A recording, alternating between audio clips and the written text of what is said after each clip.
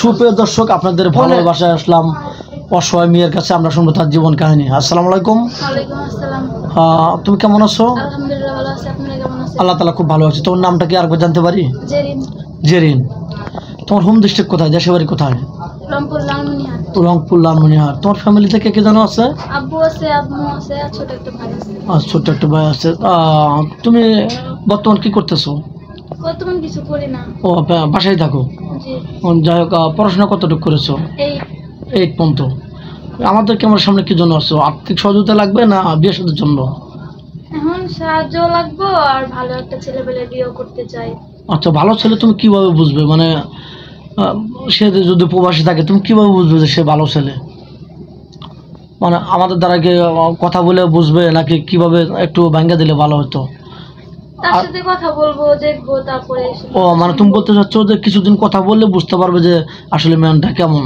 জি। তুমিও বুঝতে পারবে, সেও বুঝতে পারবে, এটাই তো। যা, তোমার বাবা মা জীবিত আছে না? জি আছে, অসুস্থ। ও, অসুস্থ। অ্যাকচুয়ালি কি হয়েছে? আব্বু আব্বু হলো কৃষকের কাজ করতো, এখন অনেক অসুস্থ হয়ে পড়ছে। আম্মু বাড়িতে থাকে। ও, আম্মু গৃহিণী, বাড়িতে থাকে। জি। তো যাই হোক, কোনো প্রবাসী ভাই যদি তোমাকে বিয়ে করে তোমার বাড়িতে থাকতে চান, তাহলে কি তোমার ওরকম জায়গা আছে, সে বাড়ি করতে পারবে কি?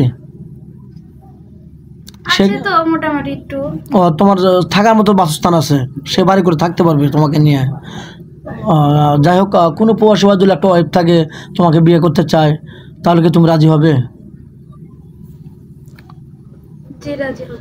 ও, মানে কীভাবে রাজি হবে? মানে তাকে যদি চালাতে পারে, তোমাকে চালাতে পারে, তাহলে তো আমার কোনো অসুবিধা নেই, এই যে দুই পরিবারে চালাতে পারে, তাহলে তখন তোমার কোনো আপত্তি নেই। না। আর এমনও আছে প্রবাসী ভাই, তার ওয়াইফ টাকা পয়সা নিয়ে চলে গেছে, একটা বাচ্চা আছে, বাচ্চাটাকে দেখভাল করতে হবে, তারও একটা ওয়াইফের দরকার।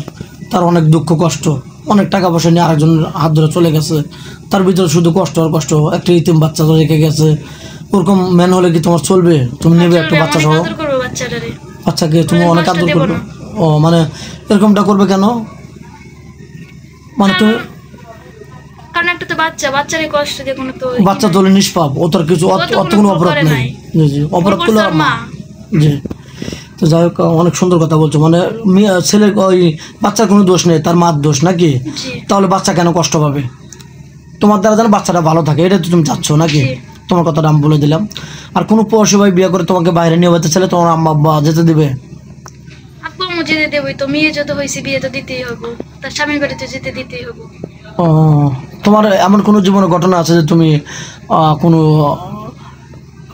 মানে কেউ ভালোবাসার প্রস্তাব দিছে, কোনো বিয়াতে গেছো, কেউ তোমাকে বাজে প্রস্তাব দিছে, বা তোমার জন্য পাগল, সে মারাই যাবে, এরকম কোনো কিছু আছে? একটু দর্শক শুনতে চায়। তোমার কেউ ভালোবাসার প্রস্তাব দিছে আজ পর্যন্ত? না, আজ পর্যন্ত দেয় নাই আমারে। ও, এরকম ভাবে আমি চলো। বাড়ি থেকে তো বের হই না। ও, মানে বাড়িতে দেয় না, শুধু বাড়িতে থাকো? জি। ও, খুব সুন্দর কথা বলছো। তো যাই হোক, পর্দা করা থাকাই অনেক বেটার। এরকমই পছন্দ করে আমাদের প্রবাসী যে ফ্রেন্ড সার্কেল ভাই বন্ধু আছে, এরকমই পছন্দ করে। তো যাই হোক, তোমার কি ফোন নাম্বার আছে? না, আমার কোনো ফোন নেই, আমার ফ্যামিলিতে কোনো ফোন নেই। আচ্ছা, কোনো প্রবাসী ভাই যদি তার দাড়ি থাকে, তাহলে কি তুমি তাকে অ্যাকসেপ্ট করবে? জি, দাড়ি তো অনেক ভালো। নবীর সুন্নত নাকি? দাড়ি রাখা তো ভালো। তো যাই হোক, তোমার তাও কোনো আপত্তি নেই। শুনে খুবই খুশি হলাম। দেখ, তোমার ফোন নাম্বারটা দিয়ে দাও স্ক্রিনে। আমার তো ফোন নেই কোনো। মেয়েটার কোনো ফোন নেই, 2 বেলা 2 মুঠো ভাত খাওয়ায়, খুবই দুষ্কর। আমাদের নাম্বার দেওয়া থাকবে, মানে ইউটিউব চ্যানেল কর্তৃপক্ষের নাম্বার দেওয়া থাকবে, ইমো হোয়াটসঅ্যাপ আছে, ফোন দিতে পারেন ইমোতে বা হোয়াটসঅ্যাপে। কেউ ভিডিও কল দেবেন না, ভিডিও কল দিয়ে ব্লক করতে বাধ্য হবো। ভালো থাকবেন, সুস্থ থাকবেন, এই বলে শেষ করে দিচ্ছে আজকের মতো। আল্লাহ হাফিজ।